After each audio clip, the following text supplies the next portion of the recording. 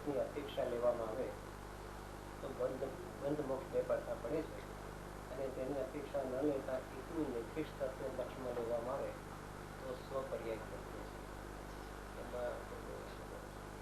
નિમિત્ત ની અપેક્ષા લેવામાં આવે તો બંધ ને મોક્ષ બે પડતા પડે છે.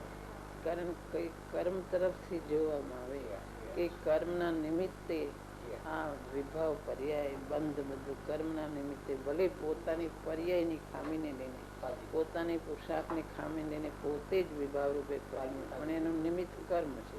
એટલે કર્મના નિમિત્ત તરફ જો કે નિમિત્તનો સદભાવ ને નિમિત્તનો અભાવ, એટલે પોતાને પુરુષાર્થથી મોક્ષ પર્યાય પ્રગટે એમાં નિમિત્તનો અભાવ આવ્યો અને બંધમાં નિમિત્ત છે, એટલે બે પડખા પડે છે. એટલે એ પર્યાય દ્રષ્ટિથી જોવામાં આવે તો મુક્તિની પર્યાય પ્રગટ થતી નથી, પણ નિરપેક્ષ તત્વ જોવામાં આવે કે જેમાં કોઈ નિમિત્તની અપેક્ષા નથી, પણ એકલું સતત સિદ્ધ આત્મા અનાદિ અનંત છે, એમાં કોઈ બંધ મોક્ષના પડખા તરફ નહીં જોતા હું તો અનાદિ અનંત, હું શુદ્ધ આત્મા છું, મને કઈ વિભાવ થયો નથી, મારામાં કોઈ નિમિત્તની અપેક્ષા નથી, હું તો કઈ હીણો થયો નથી, વિભાવ થયો નથી, એવી જાતની દ્રવ્ય દ્રષ્ટિથી જોવે નિરપેક્ષ તત્વને તો પોતાના સ્વભાવ પર્યાય પ્રગટ થાય છે.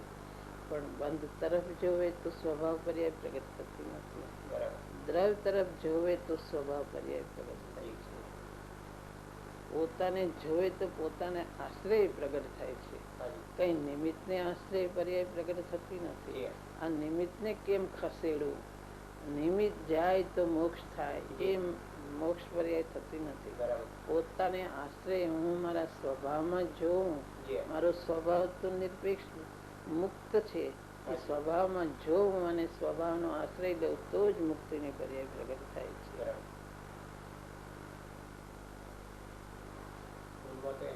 નિમિત્તની અપેક્ષા લેવામાં આવે તો બંધ અને મોક્ષ બે પડખા પડે, અને નિરપેક્ષ તત્વની અપેક્ષાથી જોવામાં આવે તો ત્યાં સ્વપર્યાય પ્રગટ થાય છે. એટલે બંધ મોક્ષ એવા બે ભાવ કરી નાખીને સ્વપર્યાય પ્રગટ થાય છે. બે પડખામાં સ્વપર્યાય નથી થતી, એકને લક્ષમાં લે તો પોતાની પર્યાય પ્રગટ થાય. બરાબર, પોતાની એટલે જેવો પોતાનો સ્વભાવ છે એવી પર્યાય પ્રગટ, એવી જ પર્યાય પ્રગટ થાય. સ્વભાવનો આશ્રય લેવાથી સ્વભાવની જાતિની પર્યાય પ્રગટ થાય છે. ઓલા બે પડખા થાય છે. આ એક પડખું પોતાનો એક ચૈતન્ય ગ્રહણ કર્યો તો જેવું ચૈતન છે એવી જ જાતની પર્યાય પોતાના સ્વભાવના આશ્રય સ્વભાવ પર્યાય પ્રગટ થાય છે. નિમિત્તને આશ્રય વિભાવ થાય છે. વિભાવ ઉત્પન્ન થાય તો વિભાવનો નાશ એવી એમ કે મોક્ષ પર્યાયની અપેક્ષા.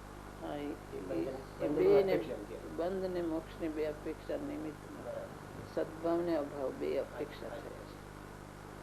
બે અપેક્ષામાં નહીં રોકાતા એકનો આશ્રય લેવાથી પોતાનો સ્વભાવ પર્યાય પ્રગટ થાય છે.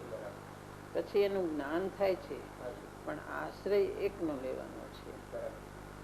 આશ્રય એક ચૈતન્ય લેવાથી પોતાની સ્વભાવ પર્યાય પ્રગટ થાય છે. જ્ઞાનમાં બધું એને સમજાય છે કઈ શુદ્ધ દ્રવ્ય દ્રષ્ટિએ છે, પણ પર્યાયમાં જે વિભાવ છે, બંધ છે, મોક્ષ છે એ બધું સમજે છે. પણ આશ્રય એક નિરપેક્ષ તત્વનો લેવાથી પોતાની જે પર્યાય છે સ્વરૂપની તે પ્રગટ થાય છે. પરને આશ્રય પ્રગટ થતી નથી. પછી એને જ્ઞાન પર્યાય અપેક્ષાનું જ્ઞાન પણ એને રહે છે, અને નિમિત્ત રૂપે કર્મનું નિમિત્ત બધું જ્ઞાન રહે છે. પોતાને નિરપેક્ષ તત્વને ગ્રહણ કરે તો જ્ઞાન બધી રહે છે કે પર્યાયમાં આ બધું વિભાવ છે, બંધ છે, મોક્ષ છે, બધું છે, પણ આશ્રય એક નિરપેક્ષ તત્વનો લેવાથી પોતાની સ્વભાવ પર્યાય પ્રગટ થાય. આશ્રય બીજાનો લેવાથી સ્વભાવ પર્યાય નથી પ્રગટ થતા. પર્યાયનો આશ્રય, નિમિત્તનો આશ્રય, આશ્રય લેવા બીજાના આશ્રયથી પોતાની પર્યાય પ્રગટ ન થાય. એ તો પર થઈ ગયું. સ્વનો આશ્રયથી સ્વ પર્યાય થાય. પરનો આશ્રયમાં પોતાની સ્વ પર્યાય પ્રગટ થતી.